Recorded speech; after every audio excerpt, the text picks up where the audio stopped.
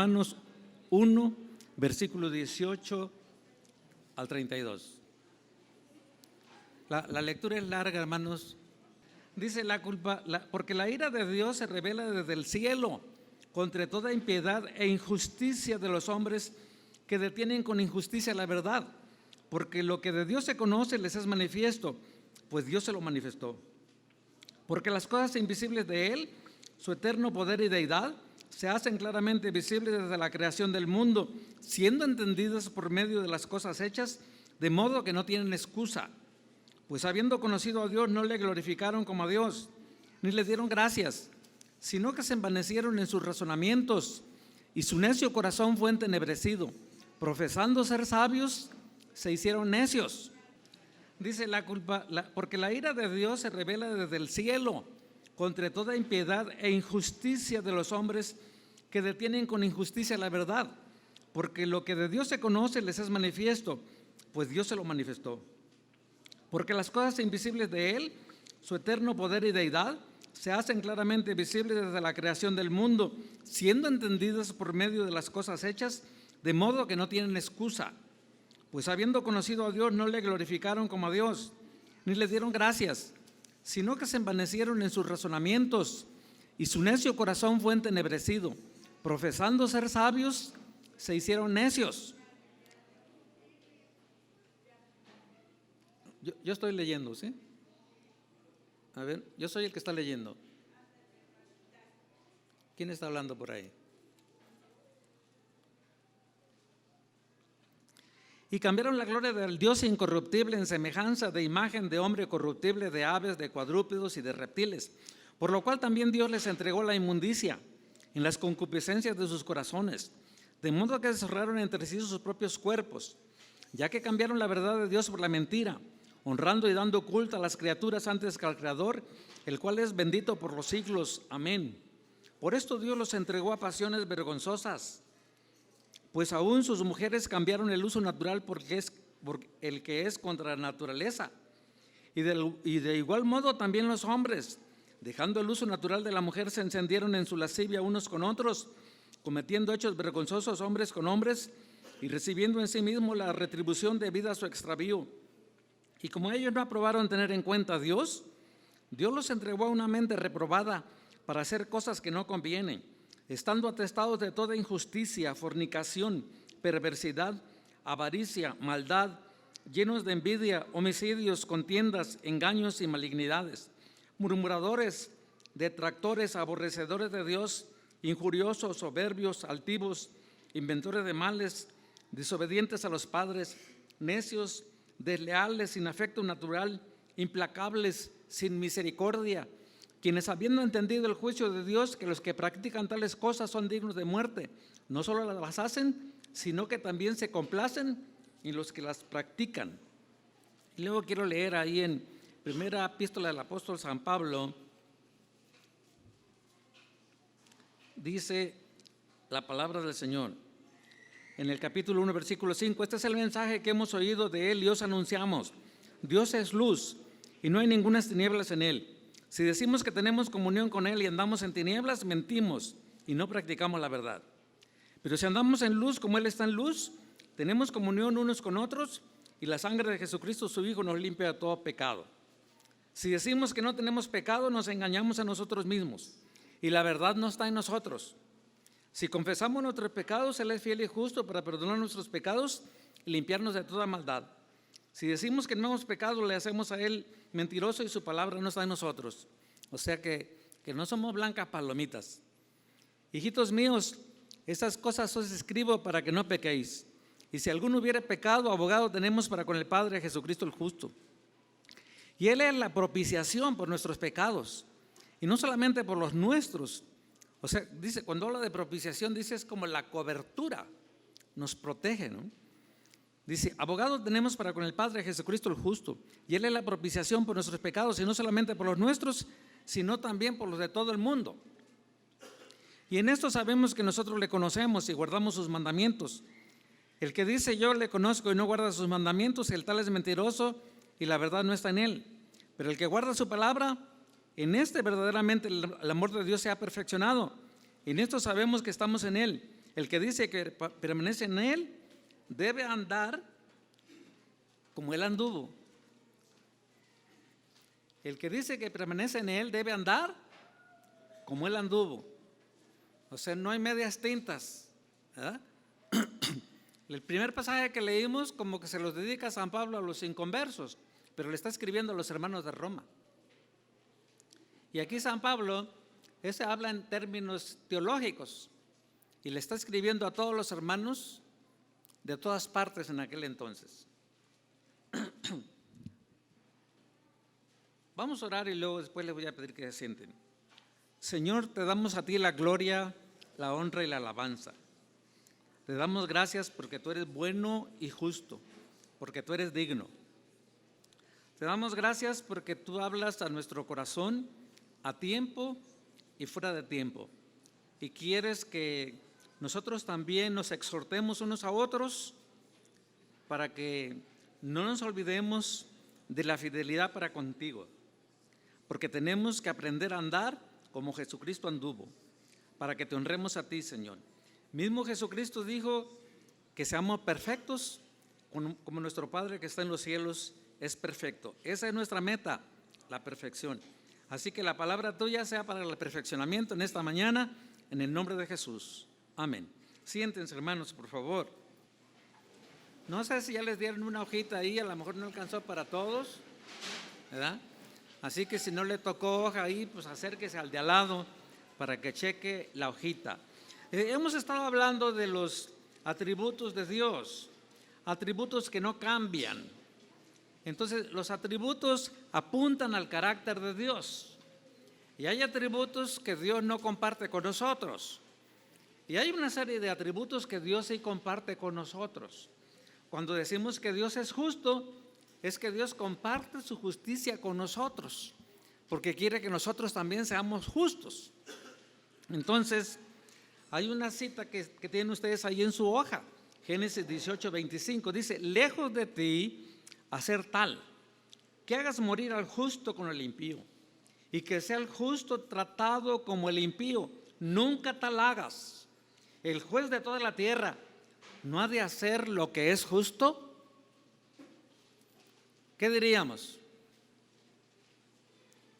Que sí, el juez de toda la tierra hará lo que es justo. Entonces, ahí dice como primer punto, dice: justicia es un término legal, a cada quien lo que merece. Por supuesto, en este caso estamos hablando de la justicia divina, porque finalmente es el mismo principio para la justicia divina y la justicia de cualquier nación debiera ser, porque es un principio moral. La justicia es un principio moral que obra respetando la verdad. En este caso sería respetando la verdad divina. Entonces, así que la justicia es un término legal, a cada quien lo que merece. ¿Sí me entiende? A cada quien lo que merece. Y se hace desde el punto de vista de la verdad. Por eso cuando alguien va a juicio se investiga la verdad. ¿Cuál es la verdad de todo el asunto? Ahora, debido a la justicia, Dios tiene que tratar con personas y les da según lo que cada persona merece. Porque si Dios actuara de otra manera sería injusto. Y entonces, y esto es imposible para Dios, porque Él es recto desde la eternidad y hasta la eternidad. Él es bueno eternamente, Él es justo eternamente. O sea, Dios no cambia. Entonces, la justicia de Dios excluye todo tipo de favoritismo. Porque dice en 1 Pedro 1:17, aquel que sin acepción de personas juzga. Y por eso dice, nosotros tenemos que andar rectamente en la verdad, porque tenemos que dar cuenta a aquel que sin acepción de personas juzga. ¿Qué quiere decir? A todos les va a dar lo que se merecen. Algunos piensan que todos vamos a entrar al cielo, y hay cristianos que viven en pecado y piensan que van a entrar al cielo. Luego hablamos sobre eso. Ahora, el favoritismo es una injusticia, ¿verdad? Por ejemplo, miren, si un político, ya que llegó allá por el voto popular, entonces empieza a poner a sus familiares y a sus amigos en las posiciones donde se puede hacer más tranza, y entonces en lugar de poner a gente que sabe el oficio político, que sabe de administración, que sabe lo que tiene que hacer, ¿verdad? Me estaba diciendo una hermana que trabaja en todo ese asunto de que van a los municipios y a los estados a hacer auditorías. Dice, pues es que hay nuevas políticas y los nuevos políticos están aprendiendo apenas, no saben ni lo que piden, dice, no saben ni lo que quieren. Bueno, eso pasa cuando se pone a gente inexperta. Y entonces cuando pasa eso decimos, es injusto. Es injusto que su esposa sea la vicepresidenta. Es injusto que sus amigotes sean los que estén alrededor de él. Muchos creen que Dios debería de actuar diferente a como trata a otros y piensan que a mí pues Dios me debería de tratar diferente. Está como aquel que dijo, está bien, dijo, que se haga justicia, pero en la mula de mi compadre, dijo. Y la mula que había hecho la maldad era la de él. Y así algunos quieren que haya justicia para otros, pero a ellos no. Y de eso se quejaba Habacuc. Dice, Señor, ¿por qué permites que se tuerza la justicia? ¿Verdad? ¿Por qué los jueces y los demás, dice, tuercen la justicia con dinero y con influencias? Dice, y la justicia sale torcida. Entonces le dijo Dios, no te preocupes, yo voy a traer juicio sobre este pueblo. Y entonces le dijo con qué pueblo iba a traer justicia. Dijo, no, Señor, ¿cómo vas a traer eso, a hacer justicia a estos si aquellos son más malvados? Y es que Dios tenía sus planes tanto para unos como para otros. Dios detesta el pecado, o sea, lo aborrece, lo detesta intensamente, todo lo malo. ¿Sabe por qué? Porque es lo opuesto al carácter de Dios. Dios es bueno, tiene que detestar lo malo. Dios es justo, tiene que detestar lo injusto. Entonces, Dios detesta el pecado. ¿Y sabe qué? Algunos dicen, pero Dios ama al pecador, dice. No el pecado. Dios detesta el pecado y ama al pecador. ¿Dónde está el versículo bíblico? Hemos vivido en una mentira, eso no es cierto. ¿Sabe por qué? Porque el pecado está arraigado en la persona que lo comete. ¿Sí me entiende? ¿Y cómo Dios lo va a partir para poner el pecado aquí y el pecador acá? Entonces, Dios detesta al pecador también. Si Dios aborreciera al pecado y amara al pecador, entonces sería un Dios torcido. Y ahorita voy a seguirle, no se me asusten. Mire, ¿usted detesta la violación de niños? Pero luego se sienta con el violador a tomar una tacita de café. ¿O no detesta al violador? A ver, si fuera su hijo, su niño o su niña, ¿invitaría al violador a su casa otra vez? ¿Qué cosa va a hacer? Va y le pone una denuncia, porque ese es un delito de los más graves. Y entonces no podemos separar una cosa de otra, ¿verdad? No me diga que usted aborrece la violación de niños, pero entonces que perdonen al violador. Eso sería injusto, ¿no le parece? Bueno, sería injusto si Dios nada más estuviera en contra del pecado y no en contra del pecador. ¿Pero está claro? ¿No está claro? No, porque se le metió Juan 3:16 en la cabeza. Porque de tal manera amó Dios al mundo que ha dado a su Hijo unigénito. Pero ya leímos también en Primera de Juan. Luego dice, ¿para qué? Para que todo aquel que en Él cree no se pierda, mas tenga vida eterna. Entonces, Mire,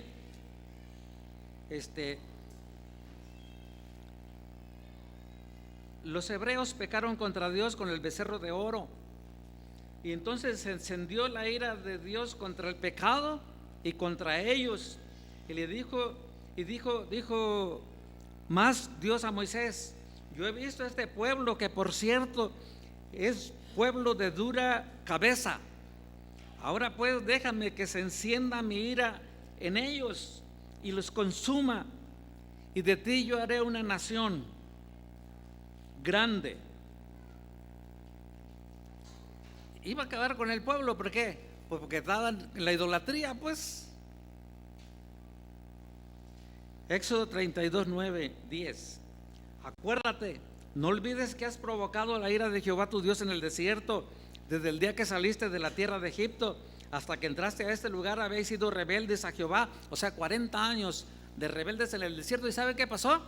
Toda la generación de adultos que salió de Egipto se quedaron en el desierto, muertos. Fue la siguiente generación la que entró a la tierra prometida. En Horeb provocasteis a ira a Jehová, y se enojó contra vosotros para destruiros. Deuteronomio 9, 7, 8. Ah, caray, ese Dios como que no nos gusta, ¿verdad? Mejor nos gusta el Dios de amor. Ese es el problema de los cristianos. Como creen en un Dios de amor, pecan y vienen a pedir perdón. Pecan y vienen a pedir perdón. Y otra vez vuelven a pecar y piden perdón.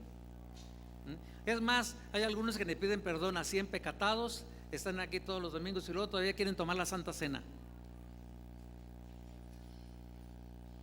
Bueno, le voy a seguir. El rey Josías sabía que la ira de Dios había encendido contra ellos y contra el pecado, y esto le infundió un temor increíble. Dijo: id y preguntad a Jehová por mí y por el pueblo y por todo Judá acerca de las palabras de este libro que se ha hallado, porque grande es la ira de Jehová que se ha encendido contra nosotros, por cuanto nuestros padres no escucharon las palabras de este libro para hacer conforme a todo lo que nos fue escrito.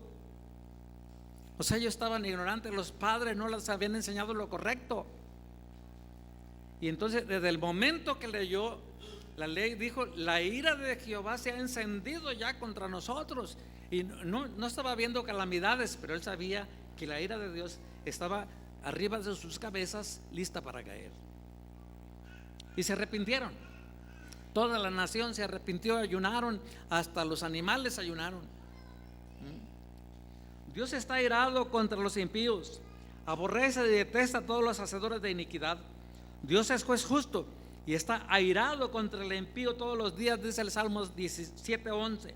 Los insensatos no estarán delante de tus ojos.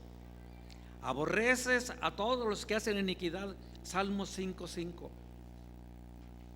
Mire, como Dios no cambia, la misma ira que usted ve en el Antiguo Testamento es para el Nuevo. ¿Quién les dice que Dios cambió? ¿Quién dice que es Dios tolerante con el pecado? Que no caiga la ira de inmediato es otra cosa. Pero ahorita vamos a ver por qué. No es cierto que vivimos en la era de la gracia y por eso no pasa nada. La gracia siempre ha habido. Entonces,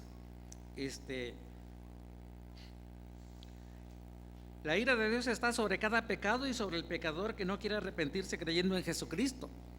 Dice: el que cree en el Hijo tiene vida eterna, pero el que rehúsa creer en el Hijo no verá la vida, sino que la ira de Dios está sobre él. Juan 3:36. Nomás hay que seguir leyendo el capítulo de 3:16, pase al 3:36 y ahí lo va a encontrar. Dice: el que se rehúsa a creer en el Hijo no verá la vida, sino que la ira de Dios está sobre él. Entonces la ira de Dios está sobre el pecador y sobre su pecado. La ira de Dios se revela contra toda injusticia, dice en Romanos, que ya leímos, de los hombres que no quieren someterse a su santa voluntad. Dice: se revela desde el cielo contra toda impiedad e injusticia de los hombres. Pero por tu dureza de corazón no arrepentido atesoras para ti mismo ira para el día de la ira y de la revelación del justo juicio de Dios, Romanos 2:5. Y hay otro en Colosenses que dice: haced pues morir lo terrenal en vosotros, fornicación, impureza, pasiones desordenadas, malos deseos y avaricia, que es idolatría, cosas por las cuales la ira de Dios viene sobre los hijos de desobediencia. Y entonces el exhorto es que los cristianos no podemos vivir haciendo esas cosas como hijos de desobediencia, porque caemos en el mismo terreno de desobediencia. Dice: cosas por las cuales la ira de Dios viene sobre los hijos de desobediencia. Colosenses 3:5-6. La justicia de Dios se manifiesta en la cruz de Cristo, el 3. ¿No anotó el 2?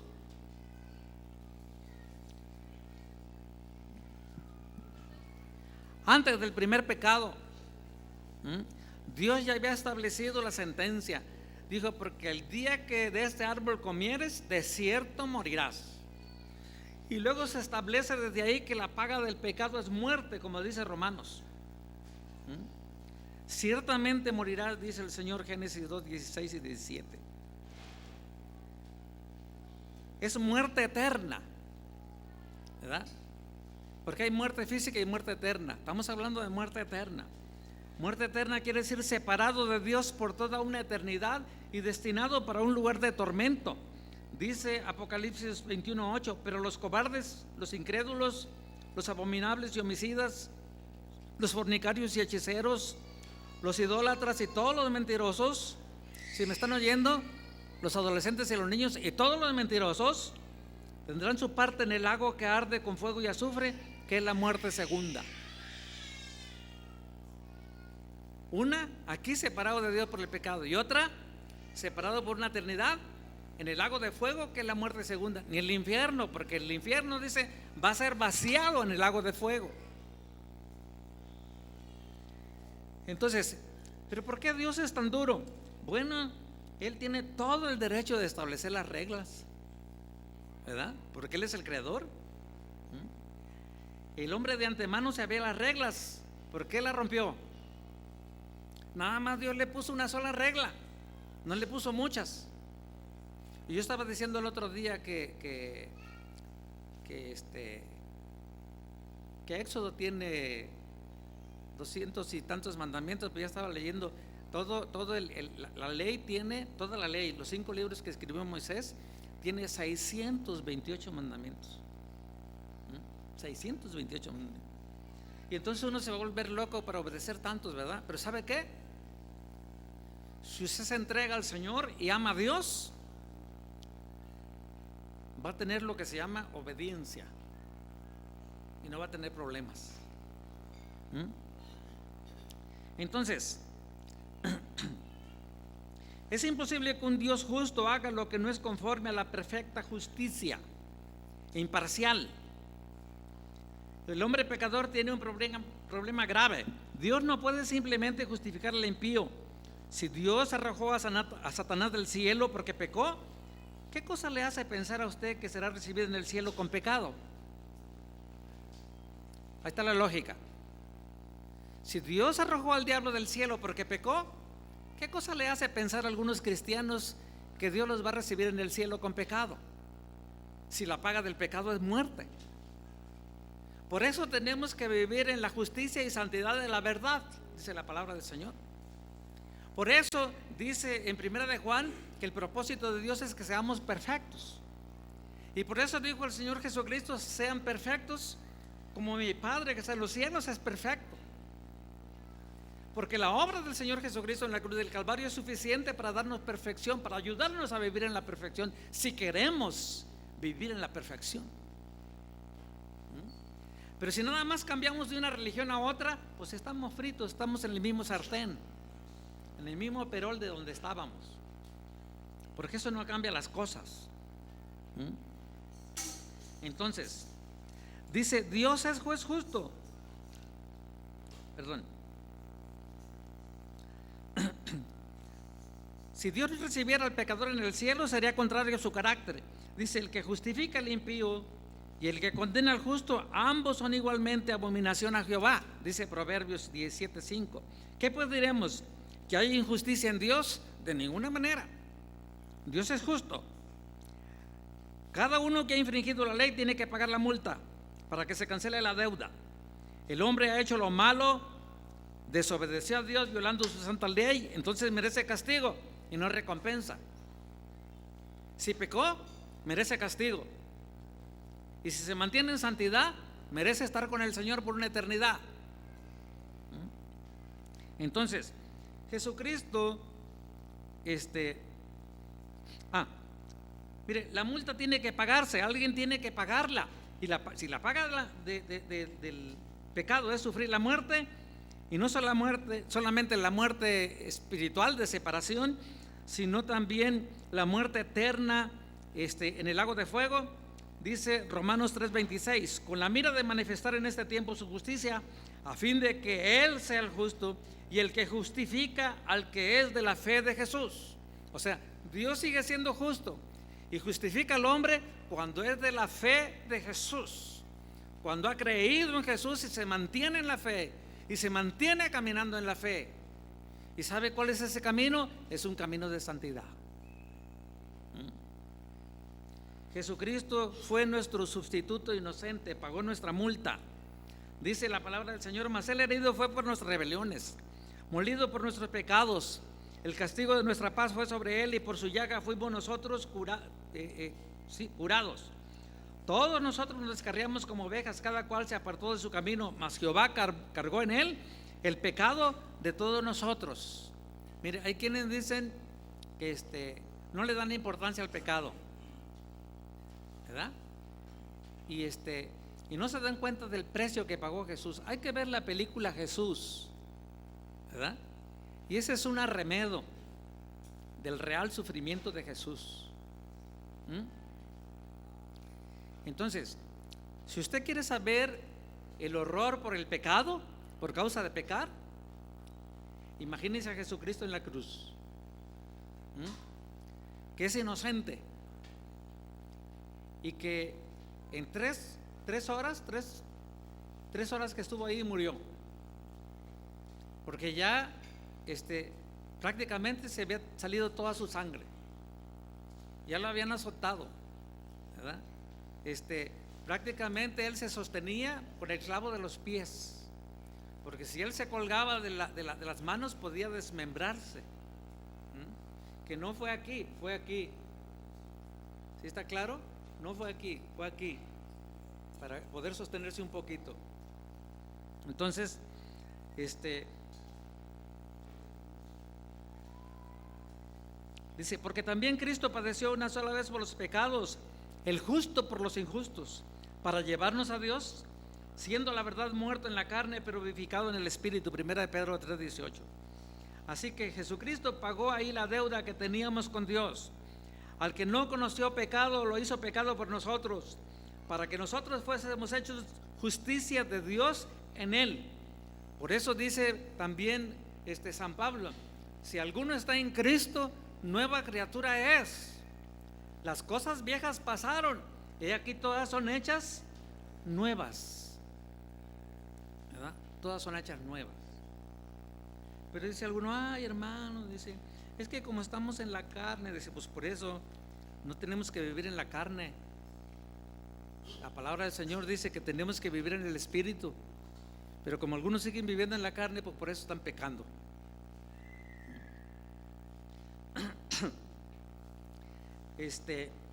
Cristo nos redimió de la maldición de la ley, hecho por nosotros maldición, porque está escrito, maldito todo el que es colgado de un madero. Gálatas 3:13. Así que el Señor Jesucristo mostró su amor al mundo entero, o sea, no hay favoritismos, por eso es justicia de Dios. Está ofrecida a todos iguales, no importa qué pecado, no importa cómo se haya hundido en el pecado, ya Jesucristo por su sacrificio le está ofreciendo el perdón, ya pagó su culpa. Por eso dice, ¿qué cosa va a pasar con los que no se arrepienten? La ira de Dios está sobre ellos.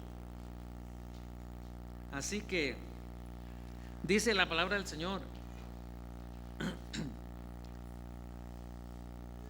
pero ahora aparte de la ley se ha manifestado la justicia de Dios, justificada por la ley y por los profetas. La justicia de Dios por medio de la fe en Jesucristo, para todos los que creen en Él, porque no hay diferencia por cuanto todos pecaron y están destituidos de la gloria de Dios, siendo justificados gratuitamente por su gracia, mediante la redención que es en Cristo Jesús. Redención quiere decir vueltos a comprar bajo el pago de un precio, a quien Dios puso como propiciación por medio de la fe en su sangre, para manifestar su justicia a causa de haber pasado por alto en su paciencia los pecados pasados, con la mira de manifestar en este tiempo su justicia, a fin de que Él sea el justo y el que justifica al que es de la fe en Jesús. Romanos 3, 21 al 26. Así que en Jesucristo somos salvos de la ira de Dios. ¿Qué tiene usted ahí en el punto 4? En Jesucristo somos salvos de la ira de Dios. Dice, pues mucho más, estando ya justificados por su sangre, en su sangre, por Él seremos salvos de la ira. O sea que si aceptamos el amor incondicional de Dios, que lo llevó a la cruz del Calvario por mí, entonces soy justificado. Entonces Él le recuerda al Padre que ya pagó por mí. ¿Y cuánto tarda el Señor en redimir a un pecador? En el tiempo que Él se tarda en arrepentirse profundamente de corazón, no de labio para afuera. No que le dicen, repite esta oración, me arrepiento de todos mis pecados. No, eso no funciona. Tiene que ser de dentro de su corazón, que se le quebrante el corazón. Antes éramos enemigos de Dios, lo aborrecíamos y Él nos aborrecía a nosotros. Dice, entre los cuales también todos nosotros vivimos en otro tiempo en los deseos de la carne, haciendo la voluntad de la carne y de los pensamientos. Éramos por naturaleza hijos de la ira, lo mismo que los demás. Efesios 2:3. Mas Dios muestra su amor para con nosotros en que siendo aún pecadores Cristo murió por nosotros. Ya lo mencioné antes, ¿verdad? Y esperar de los cielos a su Hijo, el cual resucitó de los muertos, a Jesús que nos libra de la ira venidera. 1 Tesalonicenses 1:10. Y 5:9 dice, porque no nos ha puesto Dios para ira, sino para alcanzar salvación por medio de nuestro Señor Jesucristo. O sea, Jesucristo es nuestro amparo y nuestra protección ahora. Y luego San Juan le habla a los creyentes que no pequen. Dice, y si tenemos comunión unos con otros, dice, o sea, que no hay pleitos, que no hay trompas levantadas, que no hay chisme entre uno y otro. Dice, la sangre de Jesucristo, su Hijo, nos limpia de todo pecado. Luego dice, hijitos míos, dice Juan, estas cosas os escribo para que no pequéis. Y si alguno hubiere pecado, ¿verdad?, tiene que venir a Jesucristo el justo, porque Él es el abogado. Abogado tenemos para con el Padre, dice, a Jesucristo el justo. Dios ha compartido su justicia con los hombres, con los cristianos. Cada ser humano tiene algo de sentido de justicia, no se crea. Por eso hay jueces que deben tener sentido de justicia. El problema es que algunos jueces se dejan convencer con un charolazo del jefe o con un tarjetazo de 50,000 pesos.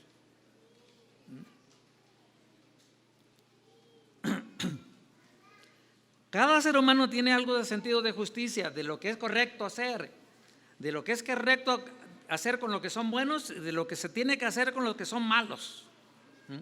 Y eso debería ser la base de toda sociedad y no corromperla. Ya leímos entonces la cita que está en Romanos, en el libro de Romanos.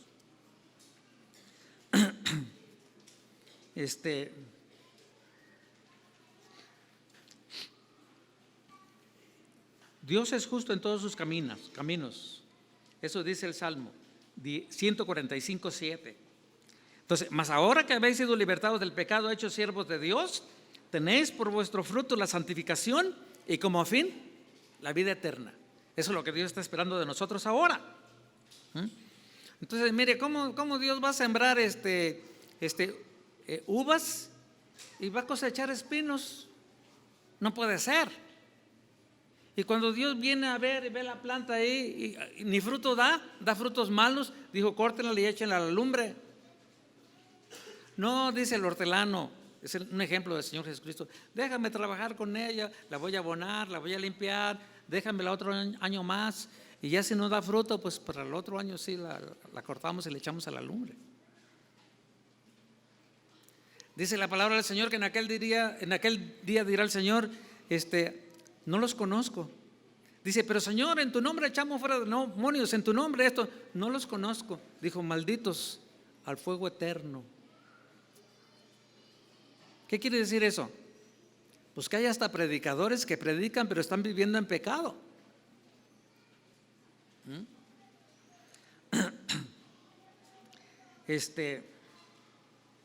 Dice: misericordioso y clemente es Jehová.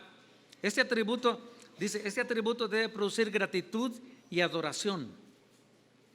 Dice: y pasando Jehová por delante de él, proclamó: Jehová, Jehová, fuerte, misericordioso y piadoso, tardo para la ira, porque grande misericordia y verdad, que guarda la misericordia a millares, que perdona la iniquidad, la rebelión y el pecado, y que de ningún modo tendrá por inocente al malvado, que visita la iniquidad de los padres sobre los hijos y sobre los hijos de los hijos hasta la tercera y cuarta generación.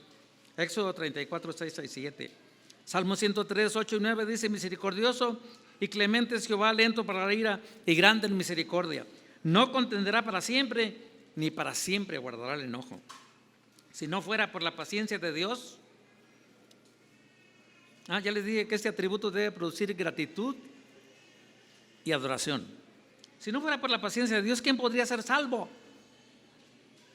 El Señor no retarda su promesa, según algunos la tienen por tardanza, sino que es paciente para con nosotros, no queriendo que ninguno perezca, sino que todos procedan al arrepentimiento. ¿Es paciente con quién? Con nosotros, que no estamos haciendo la chamba de dar un ejemplo congruente a los que no son cristianos para que se conviertan, aun cuando no les dijéramos palabras. Dijo un gran predicador, dijo: primero muéstrale a la gente que Jesucristo está en tu vida, y si fuera necesario, proclámales el evangelio, dice. Pero algunos lo hacemos al revés. Primero vamos y le predicamos, y luego aquel empieza a fijarse en nuestra vida. Dijo: no, pues como que no checa, como que así no es. Dice: habla muy bonito, pero el otro día oí que le estaba gritando a su mujer. Habla muy bonito, pero cuando salen a la calle él va por delante a 10 metros y la mujer va hasta allá atrás. Y los vecinos dicen: hablan muy bonito, pero cuando salen del templo dejan el tiradero de basura. Todo eso ven. Dice: hablan muy bonito, pero me tapan mi cochera, dice. Sí, de eso se quejan.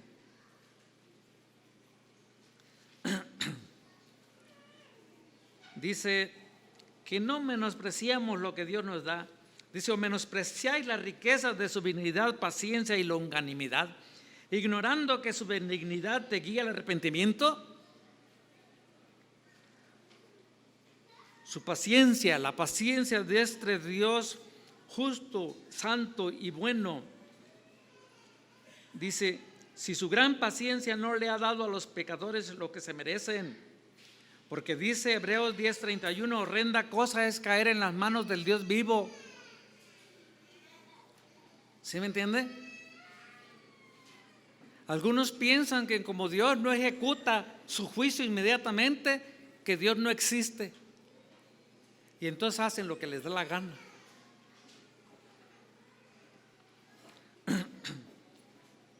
Si Dios no detestara el pecado, sería un Dios que podría hacer cualquiera de estas dos cosas: o se deleitaría en el pecado y en el pecador, o cuando menos no le molestaría, como la idea que tienen algunos de un Dios que no se mete con nadie, que está allá en el cielo, le están creciendo las barbas y hay telarañas alrededor de su trono, y que de vez en cuando hace las telarañas a un lado y se asoma y nomás le hace así y se vuelve a sentar, como que no le importa nada. ¿Cómo que no le importa nada? Entonces, tenemos que imitar este atributo de Dios. Deberíamos de aborrecer el pecado y la injusticia. Dice Hebreos 1:9, has amado la justicia, hablando de Jesús, y aborrecido la maldad, por lo cual te ungió Dios, el Dios tuyo, con óleo de alegría, más que a tus compañeros. Hebreos 1:9. Dice, porque el temor de Jehová, dice, es aborrecer el pecado. Quiere decir que alguien es temeroso de Dios, ¿qué va a hacer? Va a aborrecer el pecado. O sea, se va a abstener de pecar, porque por eso Dios ha limpiado nuestra conciencia. Bien sabemos lo que está bien y lo que está mal. Y por eso cuando escudriñamos la palabra del Señor tenemos que ir buscando los principios y aprender qué es lo que Dios quiere. Mire, si usted no es salvo y está viviendo en pecado, entonces la ira de Dios está sobre usted. Y si se muere en pecado, no hay otro camino más que el infierno, la condenación eterna. Es necesario arrepentirse de la vida pecaminosa y entregarse a Dios, y luego empezar a vivir una vida de obediencia a la palabra de Dios.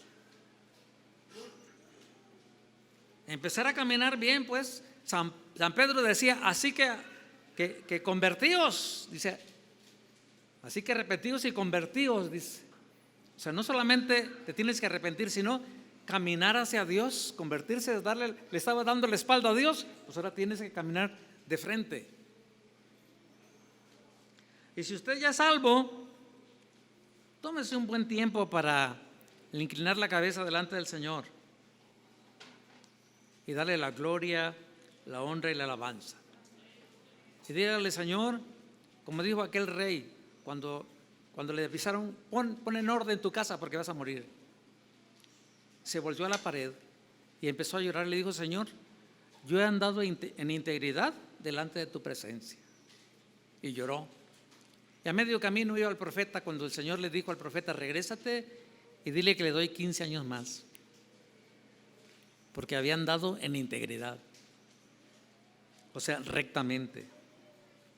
Así que dígale al Señor, he andado en integridad, y si no, dígale, no he andado en integridad. Y tengo que reconocer que tu justicia está también sobre mí. Y gracias porque cuando andaba en pecado, la ira tuya estaba detenida, pero lo que yo merecía era tu ira.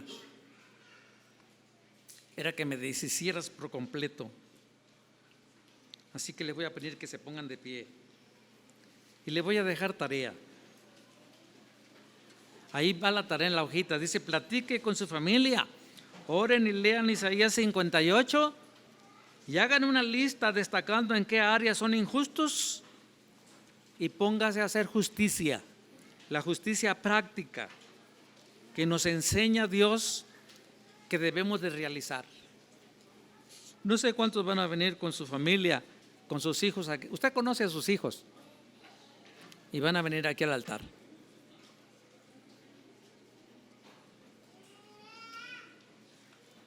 Los que andan en integridad no tienen que moverse de su lugar, ¿verdad?